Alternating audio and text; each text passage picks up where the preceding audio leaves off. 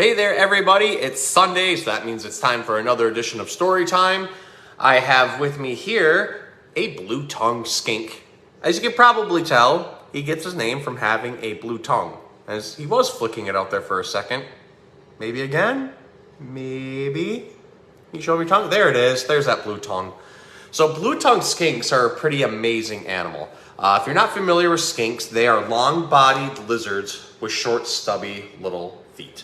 And blue-tongued skinks come from Australia, New Guinea, and Indonesia.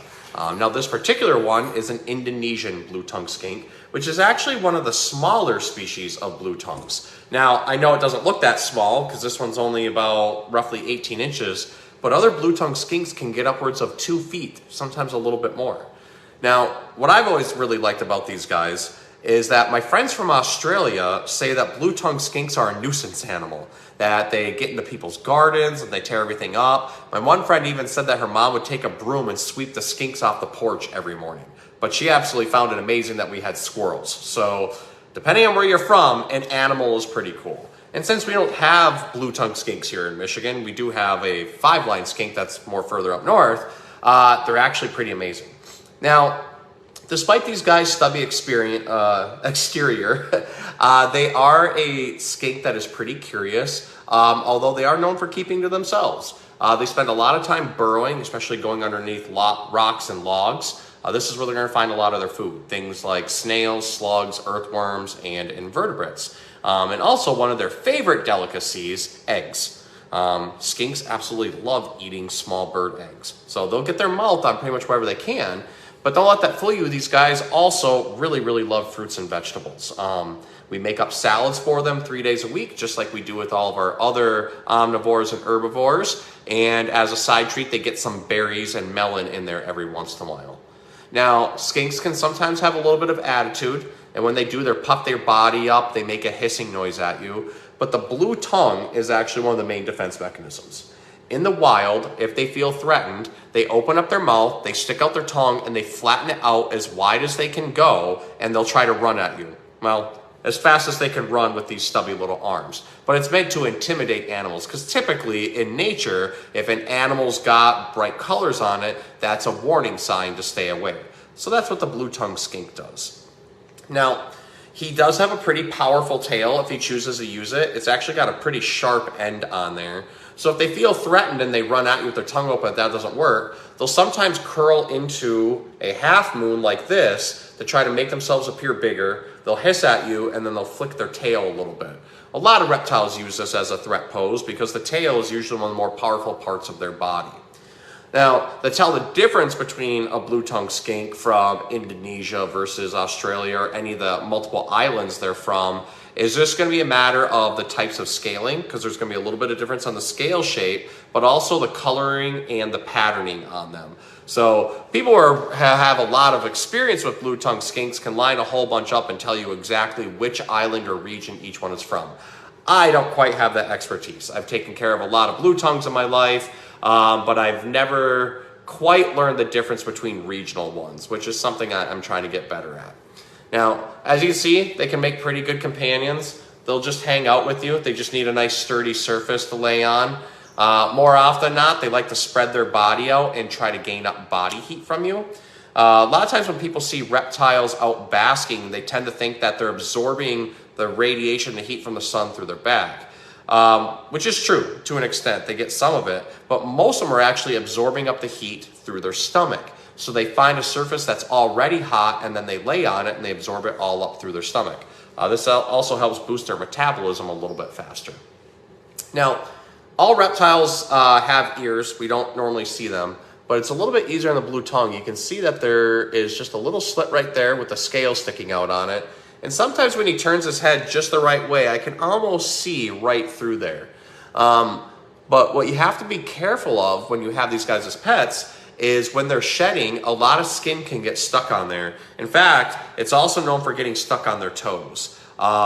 This one's counterpart we named No Toes because it actually lost a lot of them because over time, since a baby to adulthood, as the skin starts to peel off and roll down, it rolls across the toes and then gets stuck. And they sometimes need help taking that off. So giving them a nice warm bath, and then slowly picking at the skin as to not pull off good new skin, but get the old skin off there always helps. But sometimes they also get earplugs stuck in there. So they'll get a buildup after shed after shed after shed of the skin getting stuck in the ear to where it eventually creates an actual plug that goes all the way into the ear. And years ago, we had gotten a blue-tongued skink in from somebody and they didn't know what was wrong. It was always walking with its head tilted and it was always drooling. And they thought maybe it had a stroke or there was a neurological problem. And one day I was looking at his ears and I realized, oh, there's something stuck in there. So I took a pair of tweezers and I pulled out a plug that long and that big around. Most likely that was at least 3 or 4 years worth of shed skin stuck in its ear. Once that came out, it righted its head and it stopped drooling. So we do have to watch out for these guys when we have them as pets. Now, we get them in, I would say, fairly often. I have a couple people who breed them for me, and luckily we just got 2 babies in, and we also have 2 adults. They're all in quarantine right now, but they'll be up for sale at least in a couple of weeks. So if you're interested in skinks, just come talk to us. We also have black tree skinks right now, and every once in a while we get in fire skinks and Schneider skinks. So skinks are awesome. With that being said, it's past Valentine's Day. Our next holiday that's coming up is going to be St. Patrick's Day. So I'm going to start reading St. Patrick's Day themed books up until we hit that day. So I have with me today The Luckiest St. Patrick's Day Ever, written by Teddy Slater. So we're going to get started on this book with our blue-tongued skink friend here watching him.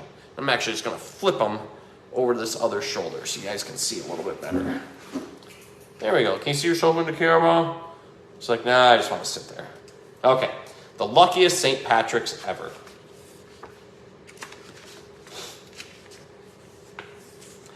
Top of the morning, it's March 17. The leprechaun family is wearing green.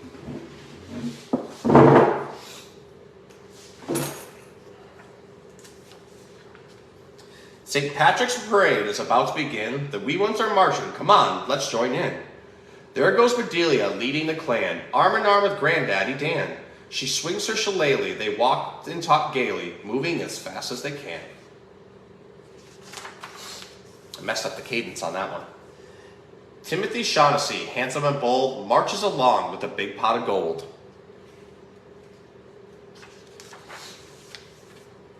And here comes Aunt Rose, tapping her toes. With shamrock in hand, she follows the band, decked out in the very best clothes.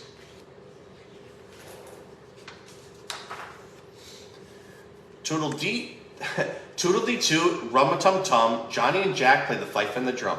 They kick up their heels in a wild Irish jig. Everyone's dancing, even the pig. After the march, it's back home for lunch, mulligan stew and green apple punch. Kate cuts the cabbage, Pat shells the peas. The mischievous children do just as they please. Friends and family keep coming to call. There's plenty of food for one and for all.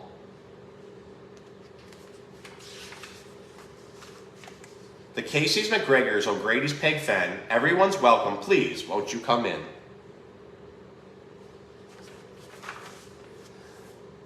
Lassies and laddies stream through the door until there's no room for one caller more.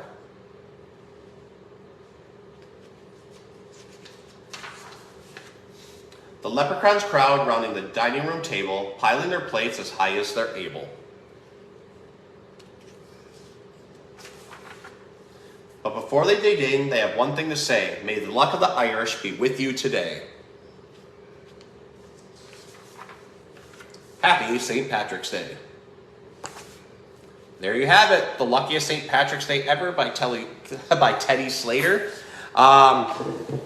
Most of our books have like a moral theme. That's why I usually try to pick them. But when we do holiday themed books, it's just about the holiday. And St. Patrick's has always been one of my favorite because if you couldn't tell by my name or the red beard, I have a lot of Irish in me. And my dad always taught me to be proud of who I am. St. Patrick's was always his favorite day. So I'm looking to that coming up, especially with the Grand Ledge St. Patrick's Day Parade happening the day before on Saturday the 16th with the Glen Aaron Pipe Band marching. So if you've ever wanted to hear Irish drummers and bagpipers, you should head down to the Grand Ledge St. Patrick's Day Parade. So on that note, hope you guys enjoyed learning about our blue-tongued skink friend here, I hope you enjoyed our St. Patrick's Day book. We'll see you guys next week.